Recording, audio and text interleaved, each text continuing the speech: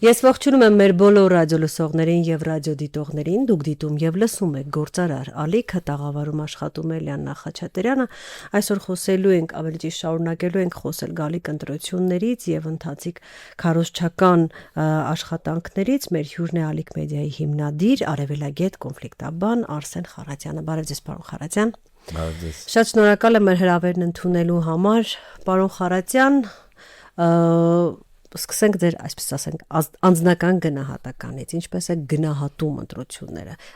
քարոզարշավը ավելի ճիշտ ընթացքը, որովհետև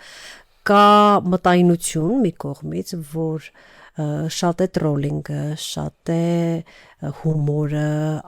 անտեղի հումորը, հա, այսպես ասենք, արժեզրկող հումորը։ Մյուս կողմից բնականաբար խոսակցությունները շատ են նաև կոռուպցիայի մասին, թերևս թվում էր, թե այս էջը փակել ենք, բայց փաստորեն բացել ենք, բայց եւ այնպես մյուս կողմից էլ մենք տեսնում ենք process-ներ, գործընթաց, ինչը նույնպես թերևս ողջունելի է։ Ձեր տեսակետից դուք ինչպես եք տեսնում ընդհանուր ընթացքը։ Դե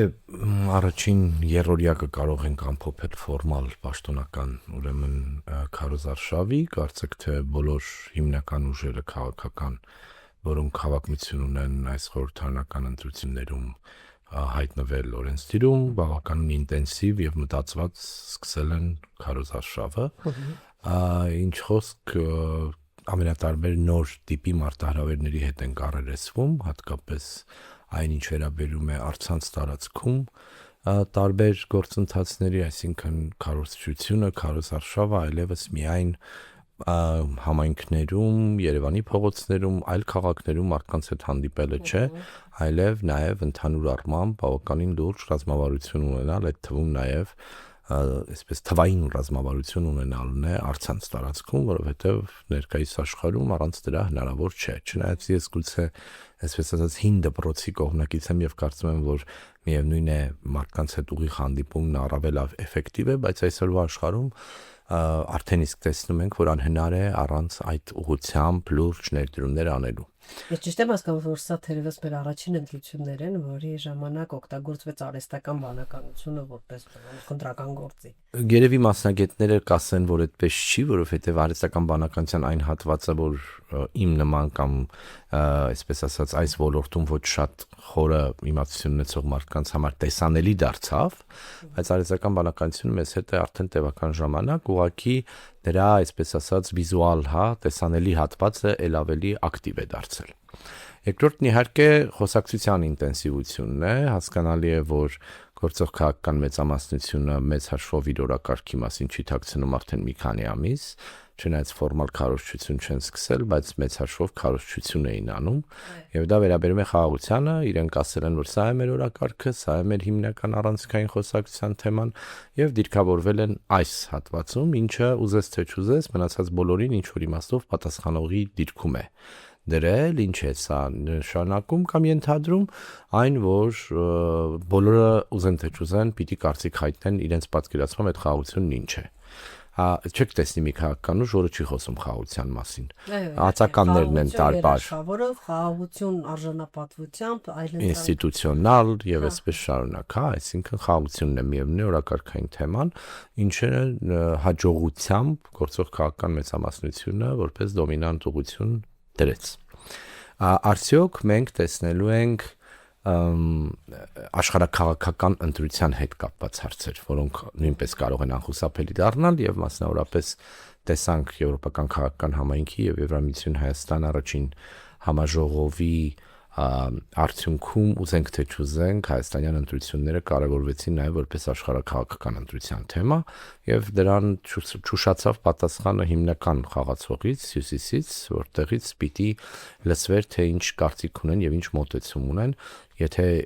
մայիսի 9-ի ուրեմն Կարմիր հրապարակում տեղի ունեցած առանց զենքի շքերթից հետո Պուտինը պիտի անդրադառնար Հայաստանի հետ կապված հարցին եւ առաջին անգամ լսեցինք, որ դե եթե այդպես է կարող է նաեւ քաղաքակիրթ ապահարզան լինել, կարծես մենք ամուսիններ ենք, հա, բայց դա վատ ալիգորիա չէ։ Ուկրաինայի օրինակը մի տեսակ։ Իհարկե, եւ նաեւ հիշեցվեց, որ բայց դե չենք մոռանում որ, հիմա չենք մոռանում շատ բաներ, մենք էլ շատ լավ հասկանում ենք, թե ում հետ գործ ունենք, կարծում եմ, որ հասկանում ենք, բայց սա էլ մի կողմ, դրան հետևեցին արդեն Ռուսաստանի կոմունիստների հայտարարությունները ոտքը կտրեք այս երկրից վիճակներով։ Հիմա դրանք այս բոլորը հասկանալի էր, նաեւ դրա նախերգանքն եղել էր դեռևս ապրիլի 1-ին, երբ Պուտին-Փաշինյան հանդիպումներ եղել, որտեղ Պուտինն ասել էր մենք այնտեղ ընկերներ ունենք, բոլորս գիտենք թե ում նկատի ունեն։ Եվ ուրեմն այդ ընկերներն էլ արդեն բացահայտ կամ ոչ այնքան ուղիղ փաստացի դիրքավորվել են որպես Ռուսաստանի հիմնական ֆավորիտներ։ Մնացած բոլորն էլ են փորձում արևիտակ այդ տեղը գտնել իրենց, որովհետև այս մասին շատ է խոսվել, ես կուզեմ երկրորդել, որևէ մեկը այսօր շատ դժվար է կարողանալու պրոարևմտյան կուրսով ընդդիմություն խաղալ Հայաստանում։ Իշխանությունը պարզապես վերցրել մոնոպոլիզացրել է։ Կարծես թե։ Հա, դե չէ,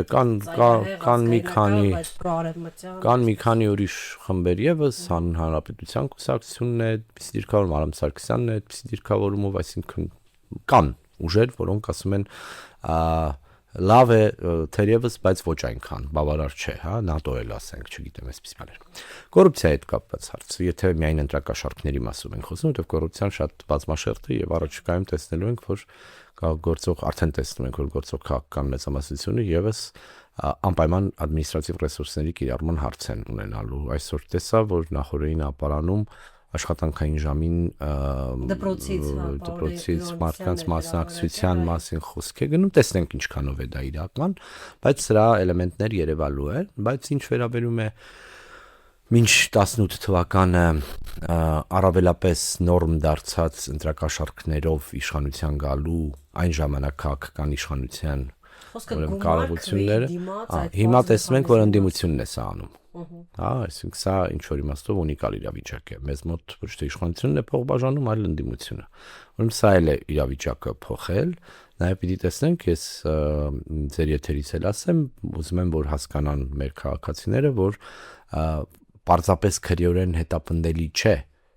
հա, ընտրակաշառքը բարոյական հատվածը մի կողմ եմ դնում, մինչև 5, մինչև 7 տարի ազատազրկում է, կարող է սպառնալ, ուրեմն լուրջ պիտի վերաբերել սրան, եւ ես հույս ունեմ, որ մեր քաղաքացիները անկախ ամեն ինչից կարողանալու են բավարար ուշիմություն ունենալ, որպեսզի հասկանան, որ ընտրակաշառքներով որևէ բան անելը ոչ միայն իրենց դնելու է բարոյական իմաստով հանրային տարածքում պարսավանքի տիրույթում, այլև կարող է շատ լուրջ հետևանքներ ունենալ նաև ազատազրկման տեսքով։ Մի թեթև անցնենք առանձին ուժերին, արդեն նշեցիք, հա, ընդհանուր գեոքաղաքական, այսպես ասենք, ուղղվածությունը եւ դրա մասին թերևս այսօր էլի կխոսենք, բայց մի քիչ փոքր ուժերի վերաբերյալ, հա, ընդդիմադիր դաշտը խոշոր ընդդիմություն է, այսպես ասենք։ Շատ հաճախ այս փոքր ուժերին, ես չգիտեմ, կառանձնացնեմ նույն Գուրգեն Սիմոնյանի շնորհապետական, եթե չեմ սխալվում, ալը ճիշտ է։ Դա մերիտոկրատիա բառի հայերեն թարգմանությունն է։ Դոկ կուսակցությունը, միասնության թևերը ինչ որ առումով կարելի է մտցնել այստեղ, Քոչարի անվանումով շատ հետաքրքիր լուծումներ առաջարկող կուսակցություն նույնպես հանդես է եկել, այո, հանրապետությունը բոլորին դեմը շատ աչքի ընկնող, այսպես ասենք, գեղարվեստական լուծումներով Սպայդերմենի տեսքով եւ էլի աչքի ընկնող կարգախոսով պատժիր բոլորին, խոշոր ընդդիմությունը այս փոքր, համատավար փոքր ուժերին մեղադրում է ձայներ փոշիացնելու մեջ։ Իշխանությունը կարծես թե ոչ մի լուրջ անդրադարձ չի ունում, թերևս երևի վտանգ չի տեսնում, այդուհանդերձ սա նրանք նույնպես այլընտրանք են եւ մենք հասկանում ենք, որ փոքր ուժը այսօր կարող է փոքր ուժ լինի եւ վաղը կարող է աճել, մեծանալ, գաղափարները տարածել։ Ինչպես եք դուք տեսնում այս ուժերի դերը նախընտրական այս փուլում։ Բարդ հարց եք տալիս, 19 քաղաքական ուժ եւ բլոկ է, չէ՞, փաստորեն գրանցվել կենտրոնական ընտրական հանձնաժողովում։ Ես էլ օրինակ ես հիմա ավելին չեմ կարող նշել, գուցե Էդմոն Մարուքյանին կարող ենք ավելացնել եւ չգիտեմ ում, բայց դե ինչքան մոտենանք, այդքան ավելի երևի ակտիվ կտեսնենք, որտեղ նաև հանրային հեռուստաընկերությունը պիտի հարթակ տրամադրի պարտավոր է լինելու պարիտետի սկզբունքով եւ հասկանալի է, որ մեր հանրությունը բավականին մեծ ընտրություն է ունենալու այս խառնաշփոթի հասնող շատ կուսակցություններ ունեցող փոքր երկրում։ Մենք 100-ից ավել գրանցված կուսակցություն ունենք, Հայաստանի բնակչությունը 3 միլիոն է, չենք մոռանում, հա, այսինքն մի քիչ շատ է։ Բայց այդ օրենքը թույլ է տալիս եւ իրենց գործն է լավ են անում, կարող են մասնակցել ամեն մեկն իր մոտիվացիայով, քաղաքական գնահատականները տրվելու են եւ յուրաքանչյուր քաղաքացի իր քվեն տեղ հասցնելու ժամանակ ընտրությունը կունենա այս ամբողջ մեծ բազմության մեջ։ Հիմա սա նույնպես նորություն չի մեր իրականության մեջ, ավանդաբար այն բոլոր ընդդիմադիր ուժերը, որոնք որ հավակնություն ունեցել հիմնական ընդդիմադիրի դիրքում լինել, նաև նսեմացրել կամ փոքրացրել են նշանակությունը կամ փորձել են լուսանցքային դարձնել փոքր ուժերին, ասելով, որ դուք ձայնագողությամբ եք զբաղվում։ Այ մենք միակ ընդդիմությունն ենք, հիմա դուք եկել եք եւ ուրեմն իշխանության կողմից։ Այո, հենց այսպես, այսինքն պետք է փորձեն սև ու սպիտակ դարձնել, ինչպես ձեր ստուդիան է, հա, այսինքն իրերի դրությունը պիտի այդպես դարձնեն եւ քաղաքականությունը նաեւ չի հանդուրժում այդպես մեծ տեղերում ինչ որ խոսակցություններ, պիտի կտրուկ արտահայտվեն եւ սա էլ ինչ որ իմաստով կանխատեսելի էր կամ ակնկալելի էր։ Ինչ վերաբերում է այսպես կոչված հիմնական ընդդիմություն կոչվածին, հետո է որոշում ով է հիմնական ընդդիմությունը, իշխանությունն էլ այդտեղ էական դերակատարություն ունի։ Այ տեսեք, Նիկոլ Փաշինյանը ձևակերպել է պատերազմի եռագլուխ դև, կամ չգիտեմ, տենց մի բան։ Նրանք էլ ասում են դու անարժանապատիվ վախկոտ եւ մեր պետությունը կործանող համարյա Ալիևի չգիտեմ, կամակատարն է։ Սա սրանք են հիմնական հնչող մեղադրանքները։ Հա, կամ ինչ որ այն միֆական տեքստը թե իբր 300,000 փախստական է գալու ադրբեջանցի հետ գալու երկիր։ 300,000 թվի վրա կարծես ինչ որ հետաքրքիր 300,000 աշխատատեղ, 300,000 ադրբեջանցի։ Դա խաղալու տեղ են գտնում։ 300,000 հակառակ ուղղությունից, այսպես ասեմ, լսել գովազդ եմ տեսել YouTube-յան, որ 300,000 մարդ Սավել Կարավետյանը պլանավորում է Դոնբաս ուղարկել, այսպես։ Հա, Մոլդովայում էլ ասում են Նեպալից 300,000 մարդ է բերելու, այդ 300,000 ինչ որ այդպես հետաքրքիր երևի նումերոլոգները մեզ պիտի բացատրեն թե ինչի է դա ընտրվել կամ մենք քաղաքական PR-ի մասնագետներ չենք, բայց մեծ հաշվով ես փորձում եմ առանձնացնել այն հիմնական թեզերը, որոնք հնչում են կողմերից եւ բնականաբար մեր հանրային տիրույթում նաեւ հնարավորինս խորը էմոցիոնալ ազդեցություն փորձում են ունենալ հանրային այն հույզերի վրա, որոնք որ կարող են այսպես ասած շարժիչ է դառնալ այս ընտրություններում։ Մի բան զուգահեռաբար նաև եթե նայելու լինենք այսպես կոչված հիբրիդային հարձակումներին, որի մասին ընդդիմությունն անվերջ հերքումներ է անում, հա, խոսք է գնում նրա մասին, որ ընտրությունները Հայաստանում արդեն կեղծված են կամ կեղծվելու են։ Ռուսաստանից ամեն օր ենք դա լսում, հա, այսինքն ասում են, որ ի սկզբանե փորձում են ապալեգիտիմացնել այս ընտրությունները, որպեսզի իրենց կառուցած հնարավոր սցենարներով կարողանան գործողությունների դիմել, ասենք թե հունիսի 8-ից սկսած։ Հիշատակում եղավ եւ խոսում ենք Պուտինի այս վերջին ասուլիսից, այնտեղ ասում էր, չէ, ասում էր ռեժիմը, որը եկավ եւ իշխանություն վերցրեց Ուկրաինայում, եւ այնտեղ այսպես ընթացիկ նաեւ խոսում են մասին, որ դե հələ կտեսնենք էլի այդ ինչ է եւ նաեւ հայ ժողովրդի շահը մեզ համար կարեւոր է, հանրակրվեի գաղափարները սկսեցին քննարկել։ Հիմա այս ամենը չի կարող չազդել, չէ, մեր ընտրողի վրա բնականաբար, եւ պարզ է, որ սա նաեւ ինչ որ իմաստով բավական բացահայտ կերպով Հայաստանի համար եւ հայաստանյան ընտրողի համար այնուամենայնիվ աշխարհակաղակական ընտրության եւ արժեքային տիրույթի հարց է։ Մենք ուր ենք ուզում գնալ, որն է մեր հեռանկարը, ում հետ ենք կապում մեր պարտներային հարաբերությունները, ընդ որում եթե հնարավոր է դա չբացառելով մեկը մյուսին շատ ավելի լավ կլինի, բայց կարծում եմ, որ որքան ավելի խորը քաղաքական խոսակցության մեջ մտնենք, այնքան ավելի դժվար է լինելու, այսպես ասած, անընդհատ համադրման մասին խոսել, հարցեր կան, որտեղ հակասություններն էական են, եւ այո, ինչ որ կետից Հայաստանը այնուամենայնիվ պիտի կողմնորոշվի իր հեռանկարը կառուցելու գործում։ Ընդդիմության քարոզչական չասեմ անգամ թեզերից, որովհետեւ իրականում սա այնքան էլ նոր չի առաջացել, հա, ես անգամ Սերժ Սարգսյանի ժամանակ հիշում եմ այս թեզը, որ ասելով արևմուտք ի նկատի ունենք Թուրքիա, Հայաստանի համար գոյություն չունի արևմուտք, Հայաստանի համար Հայաստանին բաժին հասնող արևմուտքը բացառապես Թուրքիան է։ ինչպես եք մեկնաբանում այս թեզ, այսինքն կա արդյոք սրա մեջ ճշմարտություն դիք թե ոչ։ Տեսեք, կա օբյեկտիվ իրականություն, որ օրինակ ՆԱՏՕ-ի հարցում մեր հիմնական խոչընդոտներից մեկը տևական ժամանակ եղել է այն հանգամանքը հանրային ընկալումների տեսանկյունից, որ այո, Թուրքիան նաև ՆԱՏՕ-ի հիմնական անդամ է։ Սա պարզ է, բայց այսօր ոչ մեկ ՆԱՏՕ-ի մասին չի խոսում, չէ՞, Հայաստանում կարծեմ։ Երկրորդ, արևմուտքը միայն ֆիզիկական աշխարհագրություն չի։ Առաջին հերթին արևմուտքը արժեքային է։ Այսպես Հարավային Կորեան, Ճապոնիան եւ Ֆիլիպինները արևմուտք են։ Չնայած հարավարևելյան է։ Հարավային Կորեան էլ է մտնում, Ֆիլիպիններն էլ է մտնում, հարավարևելյան Ասիայյան երկրներ, Հնդկաստանն էլ է այդ իմաստով։ Արևմուտք, ինչի վառ վկայությունն է նախորդ տարի Եվրամիություն Հնդկաստան համանման համաժողովը, որ առաջին անգամ էր, հա, ուրեմն մենք որպեսզի հասկանանք եւ իդեպ արևելք արևմուտք է ձևակերպումը, որը եթե այսպես ասած գաղութատիրության դեմ պայքարող ինտելեկտուալների տիրույթում նայենք, գաղութատերերի ձևակերպումն է։ Հիմա վերջերս իդեպ Ռուսաստանն էլ է սկսել ասել այն ինչ իրենք ձևակերպել են որպես արևելք եւ արևմուտք, իբրև իրենք այդ տարածքում չէին, արևելագիտությունն էլ սովետական արևելագիտությունը հատկապես ֆրանսիական օրիենտալիզմի վրա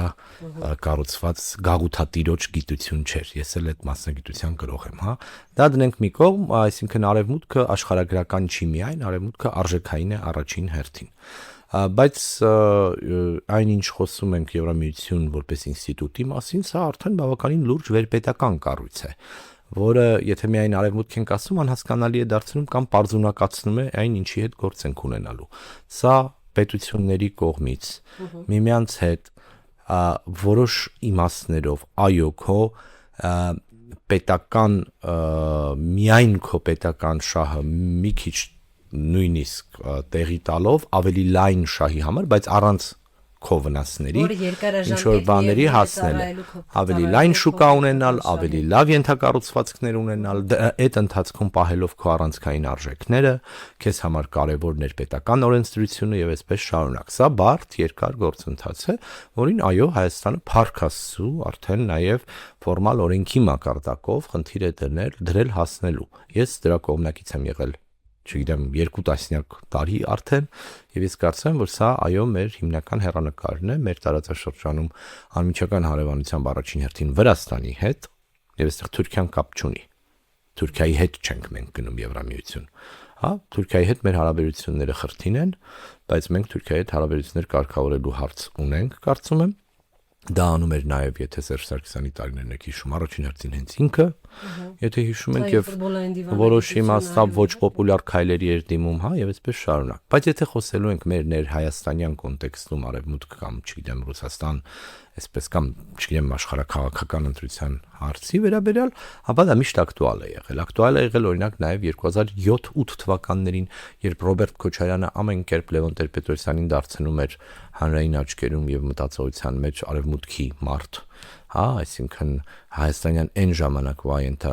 համատեքստում թերևս շատ ավելի դժվար էր արևմտամետ լինելով ինչ որ բաների հասնել դրանից էլ այսինքն այդ փուլում հանրային ընկալումների մեջ պոպուլարություն գնահատելով կամ ինչ որ հարցերի շուրջ փորձել համախմբելու կերպեր, ձևեր եւ օրինակներ ունեցել ենք մեր բոլոր ընտրությունների ընթացքում եւ ես այնուամենայնիվ կարծում եմ որ այսօրվա հայաստանյան ընտրողը շատ ու շատ առումներով ունի ավելի բարձր գիտակցություն նրա թե ինչ է կատարվում մեր անմիջական հարաբերության մեջ մեր հարաբերությունում ինչը կարծում եմ եւ հուսով եմ որ առավելապես օգնելու է մեր ընտրողին ճշգրիտ ընտրություն կատարել իր կամքով բնականաբար եւ իր հիմնական ուրեմն կարեւորություններով բայց երկրորդ ավելի կարեւոր հարցն այն է որ այն ինչի մասին սկսեցինք խոսել հաղորդման սկզբում երբ արհեստական բանականությունը բոտերը ապատեղեկատվությունը մասշտաբային քարոզչությունը ստերի վրա հենված շատ ավելի լուրջ մարտահրավերներ է բերել եւ հանրային ընկալումների մեջ դրանք լուրջ ազդեցություն շարունակում են ունենալ մենք այնուամենայնիվ ինչպես ամբողջ աշխարհում միայն մեր խնդիրը չի սա մեդիագրագիտության լուրջ խնդիր ունենք մարդիկ հաճախ չեն կարողանում տարանջատել կամ տարբերակել գոնե աղբյուրը տեսնել ինչ որ նյութի հրապարակման եւ այլն եւ դրանք եւ կարճաժամկետում եւ միջնաժամկետում կարող են էական ազդեցություն ունենալ ուրեմն մի կողմից ես կարծում եմ որ կա որոշակի քաղաքացու հասունության այլ մակարդակ, բայց մյուս կողմից եկել են մարտահրավերներ, որոնց դեմ պայքարելու միակ ճանապարհը երկարաժամկետ մեդիագրագիտության եւ ընդհանրապես մեդիայի շուրջ կրթության եւ գիտելիքի խորացման ճանապարհն է։ Հանդես մեդիագրագիտությունը մի տեսակ դանդաղ հաբ է, դանդաղ տեղամիջոց է, իսկ տեխնոլոգիաները եւ հիբրիդային հարցակումները, ինչպես վերջերս շատ հետաքրքիր տարբերակ, նկարագրեց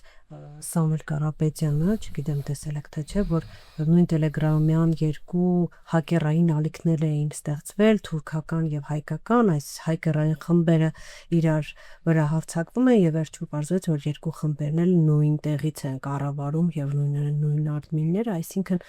նման խառնաշփոթ անգամ մեդիագրագիտությամբ զբաղվող մարդիկ, պրոֆեսիոնալները շատ երկար ժամանակ է պահանջում նման բաներ բացահայտել, ուր ասած հասարակ մարդու համար ու մենք դեռևս fact checking-ի հիմնական սկզբունքներն ենք սովորացնում։ Շատ հետ չեք, ուշ չի լինի այսպես։ Ես չգիտեմ որն է այլ սպեղանին, եթե կուզեք, այսինքն մի կողմից մեզ համար վստահելի այս ոլորտի մասնագետներին ինտենսիվ հետևելն է, չգիտեմ Արթուր Պապյանը, Սամվել Մարտիրոսյանը, մարդիկ որ նաև ձեր եթերում են հաճախ լինում, սա շատ կարևոր է եւ այդ մարդիկ ասելիք ունեն եւ հաճախ շատ փառկուպատիվ, շատ արագ կարճ ժամանակում կարողանում են ինչ որ հարցեր կարգավորել։ Սա երբ խնդիրը վերաբերում է ընդհանրապես անվտանգության ազգային անվտանգությանը հասնող մարտահրավերներին։ Հələ դեռ մի կողմ դնենք ներքաղաքական օրակարգում քաղաքական հնարքների տեսանկյունից սա անելը։ Ես վերջերս մի օրինակ էի նաև խոսում այս մասին, երբ որ մենք խոսում ենք հիբրիդային հարձակում եւ այս ոլորտի մասին, իրանական պատերազմի նախորդին CNN Turk-ը, այսինքն թուրքական CNN-ը հրապարակել էր նյութ, որ JD Vance-ի այցի ժամանակ Հայաստան պայմանավորվել են, թե Հայաստանից դեպի Իրան ինչպես է հարձակում լինելու։ Այստեղ ռուսները չէին, չգիտեմ, այն մյուս, այսպես ասած, երագլուխ դևը չէր, չգիտեմ ելով չէր, այլ հենց թուրքական կողմից էր գալիս։ Հիմա էդ էլ է փորձ արվում անել։ Հիմա քանի որ թուրքական է Հայաստանի ներսում եւ հանրային ընկալումների մեջ շատ ավելի հեշտ է ներկայացնել դա որպես մի բան, որը որ իրականության հետ չի առնչվում։ Պարզապես նշում է սափերը եւ այսի մարդիկ ասում են դրա բարձր իրենց ինչ է պետք, չնայած կարող դա էլ չէր պետք, չգիտենք դեռ հեռուն գնացողն ինչ էր, բայց լուրը գալիս է արժանահավատ ենթադրաբար աղբյուրից, մեզ համար ոչ արժանահավատ, որտեղ թուրքական է, բայց այնտեղ բավականին պոպուլյարություն ունեցող բանից եւ չգիտես թիրախումբով էր այդ դեպքում, ում էին Իրանին էին դա ուղարկում որպես մեսիջ, չգիտեմ։ Հիմա ուզում եմ ասել, այնքան բազմաշերտ են այս ամենը, որ ես չգիտեմ կարճաժամկետ առումով այդ ինչ լուծումներ կան, որոնցով մենք կարող ենք ընդհանրապես հնարավորինս նվազեցնել սա, եթե ասենք Ադրբեջանի նման ինտերնետը չենք անջատում կամ չգիտեմ Facebook-ը չենք նվազեցնում, Ռուսաստանի նման սոցիալական ցանցերը չենք փակում եւ այդպես շարունակ։ Մենք չունենք այդ ցանկությունը հուսամ եւ այո գնալու ենք երկարաժամկետ ծանր լուծումների, որովհետեւ բարդ է իհարկե, նյարդերը լարված են մեր հանրության, տևական ժամանակ շատ այսպես ասած տանջել են մեր հանրությանը ինֆորմացիոն ամենատարբերական ամենատարբեր հոսքերով, բայց երկարաժամկետ իմաստով պետք է գրագիտանալ, պետք է կրթվել, պետք է անընդհատ հետևել, պետք է ձեռքը անընդհատ պուլսի վրա պահել, եւ այլ ճանապարհ քանդա է, դժվար է պատկերացնել։ Նարատիվների մասով խնդիրները շատ ավելի բարդ են, որովհետեւ մենք հաճախ առերեսվում ենք շատ այսպես ասած խիտ մշակված նարատիվներով, որտեղ այսինքն իրականության հետ կապ չունեցող, բայց իրականության թվացող տեքստեր, որտեղ մեր էմոցիոնալ ֆոնի վրա են աշխատում, ասենք մեր ունեցած տրամադրությունները ադրբեջանցիների ու թուրքերի նկատմամբ, դրա շուրջ կապիտալիզացվում է ինչ-որ միֆական գաղափար, այդ միֆական գաղափարը հետո դառնում է հանրային գիտելիք, եւ այդ հանրային գիտելիքը արդեն դառնում է մարդկանց շփման ձև, ասում են դե հենց էս էլ ուզում են անել, որովհետեւ իրականության հիմա դա ինչպես է ապակառուցելու, բացելու, փորձելու հանրությանը հնարավորինս հասկանալի մակարդակով հասանելի դարձնել, որ դա կապ չունի իրականության եւ դրա հետ մեկտեղել վստահելի լինես բավարար, որպեսզի քո ասածը հավատան, քո ասածին հավատան, ցանկ բարդ սխեմաներ են եւ այդտեղ շատ է անելիքը եւ յուրաքանչյուրս ինչ որ դերակատարություն ունենք մենք որպես մամուլի միջոցներ, չգիտեմ, հանրային տիրույթում խոսող մարդիկ եւ նաեւ այո որակյալ ինչ որ ուրիշ որակի լրատվություն ապահովելով, որպեսզի մարդիկ գոնե ունենան առավել չկուսակցականացված անկախ մեդիաների միջոցով ինչ որ որակյալ ինֆորմացիա ստանալ։ Ձեր թույլտվության վերադառնանք հենց գաղափարական, այսպես ասենք, քարոզչությանը, սկսել մեծ ուժերից, ավելի մեծ ասելով, այսպես ասեմ, հա, պայմանական մեծ անվանում ենք այն ուժերին, որոնք ըստ վերջին հարցումների, որոնք բնականաբար դեռ պետք է թարմացվեն, շատ ավելի մեծ հնարավորություն ունեն մտնել ազգային ժողով, հա, այսպես ասենք։ Իշխանության հետ կարծես թե պարզ է ամեն ինչ խաղաղության թեզն է, գլխավոր թեզը, ինչ որ առումով նաև սոցիալական պաշտպանության խոստումներ, մի մասը արդեն տեղի է ունեցել, մի մասը խոստանում են ապագայում, այս ուղղությամբ է գնում եւ հա բնականաբար Եվրոպա, դեմոկրատիա, այս թեզերն են առաջ տանում։ Ամենաշատ ըստ հարցումների ձայներ պոպուլարություն ունեցող ընդդիմադիր ուժը կարծես թե առհասարակ քաղաքական արժեհամակարգային գիծ չի էլ տանում դեմոկրատիայի մասին խոսակցություն չի էլ գնում, ավելի շատ տնտեսական ուղղությունն է առաջ տանում, 300,000 աշխատատեղ են խոստանում, ուժեղ Հայաստան, ոնց հասկանում եմ, ուժեղ ավելի տնտեսական իմաստով, ավելի կարողունակ իմաստով, ենթակառուցվածքները կապահովեն, ամեն ինչ լավ կլինի, բայց չկա այս դեմոկրատիայի, մարդու իրավունքների կամ նման գաղափարական հենք առհասարակ։ Եվ ունենք արդեն Ռոբերտ Քոչարյանի գլխավորությամբ Հայաստան դաշինքը, որը կարծես թե ոչ նա է, այսինքն ոչ տնտեսական բարոյություն է խոստանում, ոչ դեմոկրատիա, բայց խոստանում է արժանապատվություն, որքան ես եմ հասկանում, հիմնականում վաճառում են կոմպետենտություն,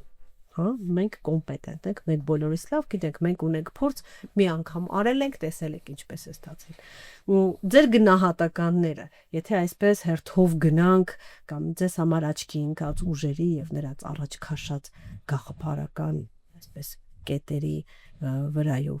ինչն է ձեզ մոտ տպավորվել, ինչն է դուք ֆիքսել, ինչի վրա կուզեիք ուշադրություն դարձնեն նաեւ մեր ռադիոլսողները եւ ռադիոդիտողները որպես ընտրող պոտենցիալ։ Դե հիշեցինք, որ սա ոչ կուսակցական զրույց է, մենք որևէ մեկին չենք փորձում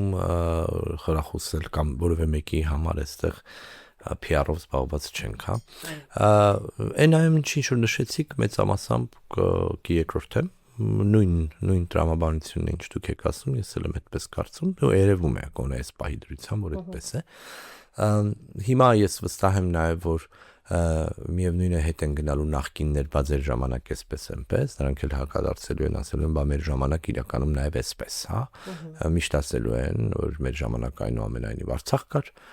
եւ մեր ժամանակ, չգիտեմ էլ ինչ, այդ մեր ժամանակը եւ ձեր ժամանակները իրար հետ անպայման գնալու են, այս խոսակցությունը անխուսափելիորեն տեղի է ունենալու։ Ես մի անգամ ասել եմ, այստեղ էլ կրկնեմ, Հայաստանը ունիկալ է այն իմաստով, որ բոլոր նախկին ղեկավարները ողջ են, ազատության մեջ են եւ ակտիվ քաղաքականության մեջ են։ Սա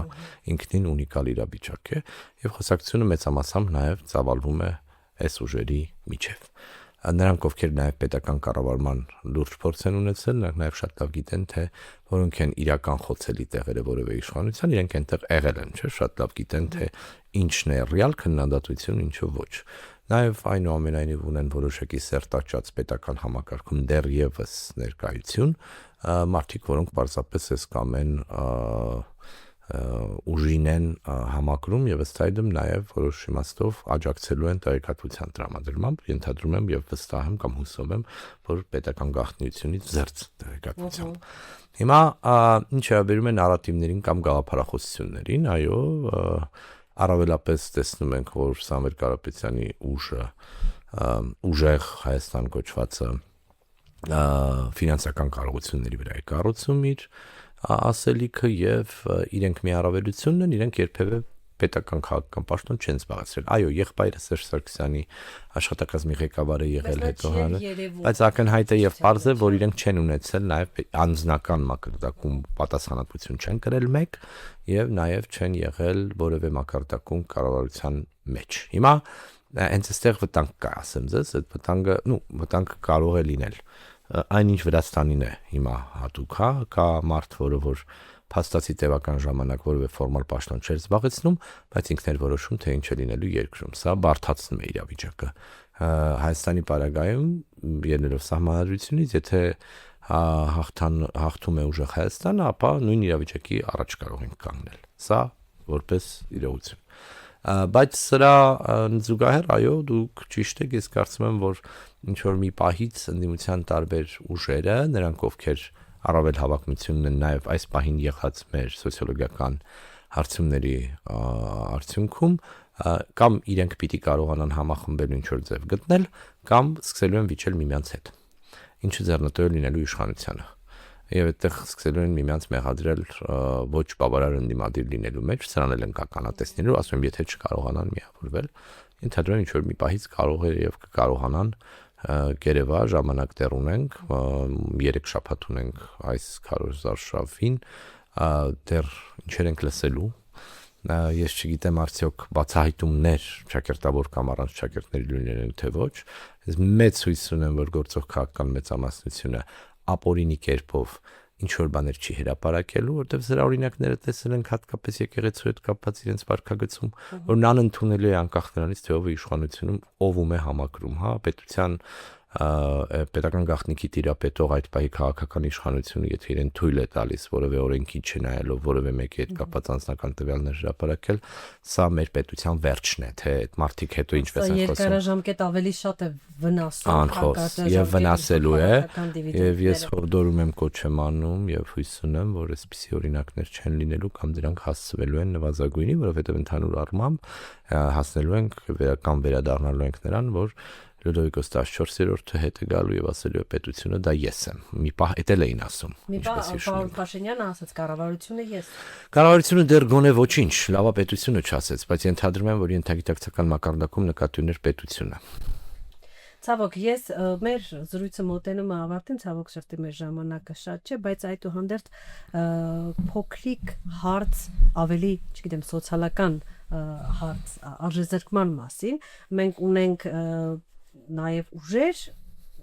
զրույցի ժամանակ նրանցից նշեցի, նույն բոլորին դեմը, դուք ինչպես հասկանում եմ, ենթադրում եմ նաև ինչ-որ առումով այդ Քոչարի կուսակցությունը, որոնց խոսույթում ակնհայտ կամ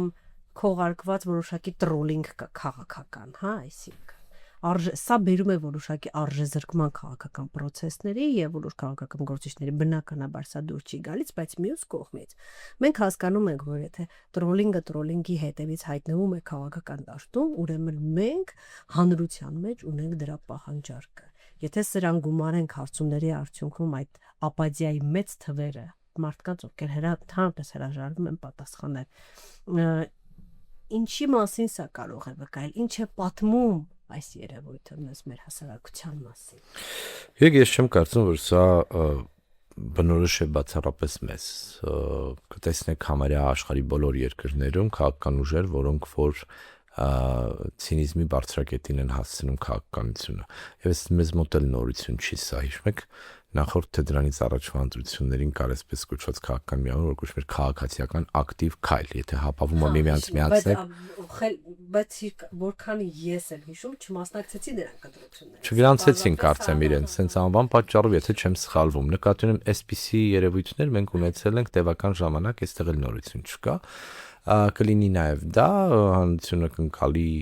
այնպես ինչպես կընկալի, եթե այդ մարդիկ էլ այդ օրակարգով խորհրդարան կանցնեն, ուրեմն սա այդ ժամանակ կխոսենք նրա մասին, թե ինչի մասին է սա խոսում, թե չէ իրենց արկայությունը քաղաքական դաշտում առաջին անգամը չէ եւ միայն մեզ չի, որ բնութագրում է կամ ունիկալ չենք այս իմաստով, բայց այդ լինելու է շատ տարբեր դրսևորումներ քաղաքական, հումորի պակասել հուսամ չի լինելու, որովհետեւ դե հնարավոր չի անընդհատ ու անverջ լուրջ թեմաներից խոսել, որոնց մի մեծ մասը անիրականանալի են, եթե չասենք սուտ։ Հա, հիմա ստի պակաս չի լինելու նաև, գիտենք, չէ, կամ մանիպուլյացիա ասենք, որպեսզի վիրավորական չհնչի։ Իսկ արժեզրկումը ինչ որտեղ կարող է նաև թերապևտիկ լինի, իջեցնելու այդ վախերի։ Կարող է նաև այո բնական այո ֆոբիաները եւ վախերը գուցե կառավարելու բանն է եւ նաև դրա մեջ կարելի է մենք հիմա վերլուծում ենք, հա, ուղղակի հանրային առողջության մակարդակի մասին կարող է խոսել կամ անառողջության։ Եթե դա էլ չլիներ, դժվար կլիներ։ Պատկերացնեք, մեր հարևանությամբ էլ կան այդպիսի ժողովրդավարական երկրներում կամ ժողովրդավարության որոշ հիբրիդային ժողովրդավարություն կոչված երկրներում, որտեղ դեռևս չի կարելի ապնդել, թե ժողովրդավարությունն ամբողջապես կայացել է, բայց գոնե ընտրական ժողովրդավարությունը եւ նախընտրական շրջանը բավականին բաց ազատ է, լիբերալ է խմբերի եւ քաղաքական ուժերի համար մասնակցության, այո լինելու են նաեւ այսպիսի դրսևորումներ, թե դրանք ուր են տանում հերահար իմաստով ժամանակը ցույց կտա, բայց հուսամ, որ ավելի շատ թեկուզ այսպիսի երևույթներ կլինեն, քան բռնություն։ Բայց դա ուզում ասեմ, ինքը ինչ որ առումով նաև առողջ է, չէ՞։ Անկամ եթե դու ունես, անկամ եթե դրանք լուսանցքային մտքեր են, բայց դրանք ազատ շրջանառվում են, սա երևի թե ավելի շատ լավ նշան է, քան վատ։ Խոսքի ազատության ինչ որ մակարդակ է, մեր հանրային մտքի կամ խոսակցությունում կարելիությունը եւ տաբուները նվազեցնելու ճանապարհ է։ Ես հույս ունեմ, որ սա բարեկրթության ինչ որ սահմանից շատ չի անցնի, բայց դա հանրային կալումներում նաև դրա պակաս ասում ենք, չէ, կուսակցության անուններ եք տալիս, որոնք հայհոյանքը դարձրել էին ամենօրյա բան, հա, մաս, բոլորը ոչ մեկս ապահովագրված չենք, նյարդերը տեղի է տալիս, մարդիկ տարբեր վարքագծեն, բայց եթե դա դառնում է քո քաղաքական հիմնական ասելիքը, այդտեղ իհարկե հաստատ ամենահաճելի հաճելին չէ, այն ինչ մենք տեսել ենք դեռ 2018-ից հետո, երբ պարզապես հանրային տիրույթում այլևս որևէ սահման չկար, հա, այսինքն եւ անձնական մակարդակում եւ որոշ խմբերի կողմից պարզապես սահման չկար, ինչ կա, ասում ենք, ոնց ուզում ենք, երբ ուզում ենք, որտեղ ուզում ենք, այդ տևական ժամանակ ես կարծում եմ, որ շատ բացասական է ազդել մեր հանրային խոսակցության վրա։ Հիմա արդյոք բնականon կերպով գալու ենք, հասնելու ենք միտեղ, երբ հանրությունը ինքն է, այսպես ասած, զտելու եւ արտանետելու այն տեքստերը, այն ասելիքները, որոնք հումոր չեն պարզապես, այլև բացասական հայհոյանքը նորմալ դարձնող, ես հույս ունեմ, որ մենք ավելի բարձր քաղաքացիական գիտակցության մակարդակ ենք ունենալու այս տեսանկյունից եւ գնահատվելու են այն խմբերը, որոնք որ այդ սահմանն անցնելու են ըստ արժանվույն, այսինքն մերժվելու են, եթե իհարկե այդ սահմաններն անընդհատ անցնելու ճանապարհով պիտի գնան, սա ասելով ասեմ, որ նաեւ վստահ եմ, որ հնարավոր չի լինելու զերծ մնալ ամբողջությամբ, հա, այսպես ասած, ոսկեղենիկ հայերենով ընտրարշավ անցկացնել, արդեն իսկ տեսնում ենք, որ դա տեղի չի ունենում, եւ ինչքան մոտենանք ընտրություններին, այդքան ավելի սուր եւ հաճախ ականջի համար ոչ հաճո տեքստեր եւս լսելու ենք։ Ինչը թերևս եւս մեկ անգամ գալիս է ապացուցելու, որ քաղաքացու ձայնը կարևոր է։ Որովհետև եթե ամեն ինչ իրենց մեջ ինչպես ընդունված է, չէ, մեծ մոտ հանրային խոսույթում ասենք, որ մելանոտրության գնալը կարևոր չի, իրենց մեջ պայմանավորվել են, ինչին ի պատասխան կարող ենք ասել, որ եթե պայմանավորվել են, ապա այս ամբողջ թեր պայքարը ինչի համար է։ Ես միշտ եմ թերահավատորեն մոտեցել իրենց մեջ պայմանավորել ձևակերպմանը, ինչ որ պահի արդեն տևական ժամանակ տասնամյակներով քաղաքականության մեջ եղած եւ գտնվող մարդիկ են, ինչ խոսք իրենք շատ արագ կողմնորոշում են, որ փուլում ինչն օգտագործել, բայց խոսել են մասին, որ ամեն ինչ նախապես պայմանավորված է, դա լուրջ չի։ Շատ լավ, շատ շնորհակալություն, կշարունակենք հետևել նախընտրական քարոզչությանը, գործընթացներին, հույս ունեմ մեզ սպասում են հետաքրքիր, ավելի շատ հետաքրքիր, քան վանող լուծումներ մեր բոլոր ռադիոլսողներին եւ ռադիոդիտողներին հիշեցնեմ, որ դուք լսում եւ դիտում եք Գործարար Ալիք, այսօր մեր հյուրն է Ալիք մեդիայի հիմնադիր, արևելագետ, կոնֆլիկտաբան Արսեն Խարատյան։ Շնորհակալ եմ։ Ես եմ շնորհակալ։